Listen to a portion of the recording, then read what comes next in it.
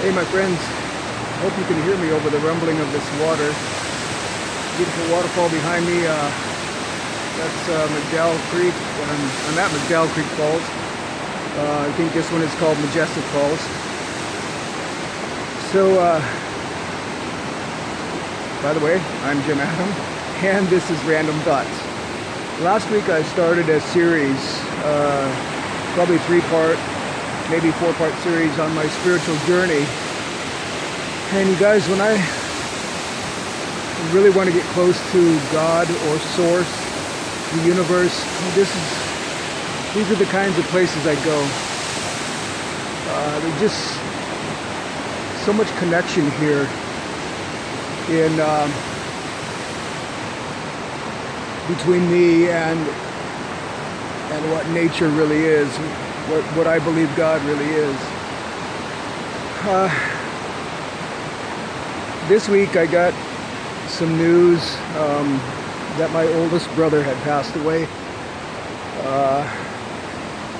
and that's part of the spiritual journey, part of his spiritual journey.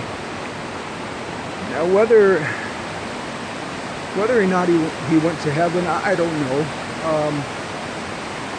because I don't know if there is a heaven. If there is, though, he definitely was one deserving of it. So it's been a little bit of a tough week, but I'll continue with my spiritual journey and let you know how I got to where I am right now.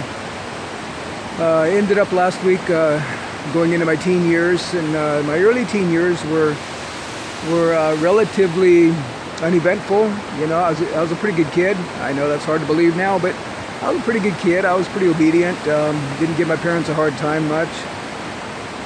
But as I got into my later teens, at 16, I started smoking and smoking pot,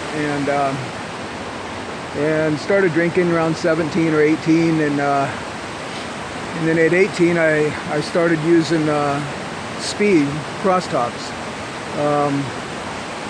and that transitioned into meth, snorting meth, and that transitioned into mainlining meth, shooting it up. And all the while I was drinking and smoking pot and trying out other drugs. I'm kind of going to bounce around here a little bit. Some of the drugs I tried were mescaline, LSD,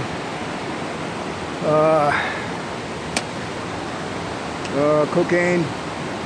Thank God that I didn't try heroin, so I stayed away from that. Sorry if I'm bouncing around a lot here, guys, but kind of up in some rocks right here, trying to make my way through them. But I think all of that, honestly, was part of my spiritual journey, part of what brought me to where I am today, to who I am and how I am. I used to be a really shy kid, honestly, in school, in elementary school, middle school. I got into high school and I started using a little bit, and that kind of opened me up. But when I started drinking, that really opened me up. All my inhibitions fell away. I turned into a real talkative kind of guy, and made friends real easy, made some enemies real easy.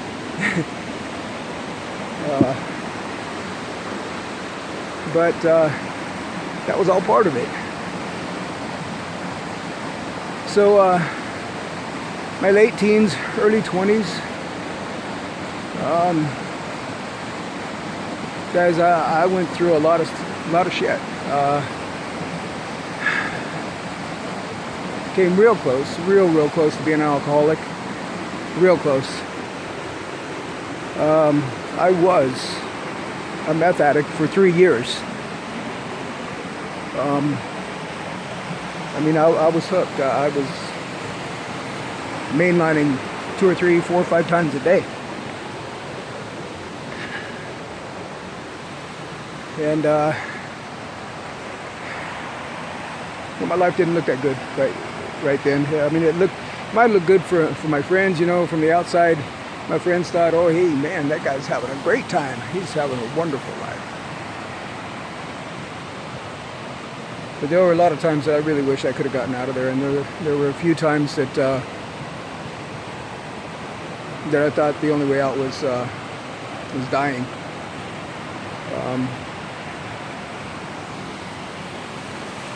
And that's that's when I found my way back to God again. You see, my brother and I were out one night and drinking. I was smoking pot, and we were pretty drunk. And every once in a while, when my brother and my older brother Larry and I got drunk, we'd get in a fist fight, and that's just something we did sometimes. Not all the time, but every once in a while. And we were both drunk, and we got in a fist fight that night. And it was like 2 o'clock in the morning. We decided to call my dad to come pick us up, which it was a rotten thing for us to do, but it was the right thing to do. Instead of us trying to find a way to drive home. But while we were waiting, it's crazy, and it's going to sound crazy, but I heard this voice. I'm not going to say it was an audible voice, but it was a definite voice, different than myself. And that voice said to me, "Aren't you tired of fighting with other people and yourself?" Well, I just kind of shook it off, because I was drunk. I was thinking, geez, just whatever. And I heard it again. "Aren't you tired of fighting with other people and yourself?"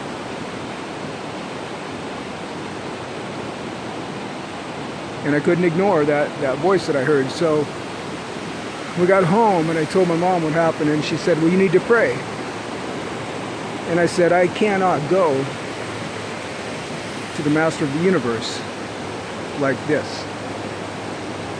And I went to bed. When I woke up the next morning, I had no desire whatsoever for cigarettes, which I smoked a pack a day then. Had no desire for cigarettes, had no desire for pot, had no desire for alcohol, had no desire for speed. I had no desire but to learn what I could about God. Now, mind you, I didn't say the sinner's prayer. I did not ask Jesus into my heart. I talked to God. Now, whether or not that's right with the church, that doesn't matter to me. Because what mattered to me is that I had found a way out of where I was. And my life wasn't perfect. I stumbled a little bit. I made some mistakes. But for, almost 4 decades, I learned what I could about what the Bible had to say.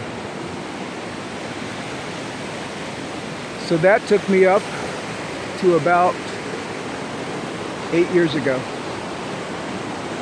when I met some people where I used to work at the Home Depot. So I will continue with my spiritual journey next week. I hope you'll all join me, because it really took a turn about 8 years ago. Major turn. So until next week, love y'all, and I'll see you then.